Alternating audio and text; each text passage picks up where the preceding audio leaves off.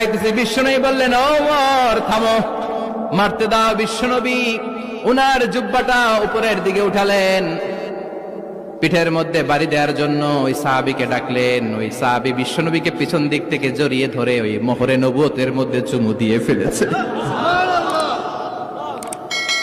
সাহাবী বললেন, নবী গো, এই নাটক করার জন্য আপনি আমারে মাফ করে দিয়েন।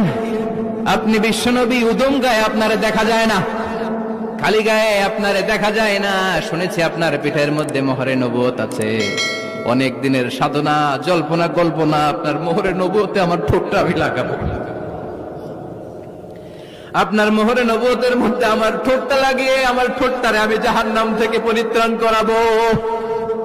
এজন্য প্ল্যান প্রোগ্রাম করে এতক্ষণ আপনার জামাটা খুলতে বলেছি। আপনার উপরে আমার কোনো হক নাই। আমার আব্বা মা, আমার সম্পদ, আমার জীবন আপনার জন্য কোরবান গো নবী।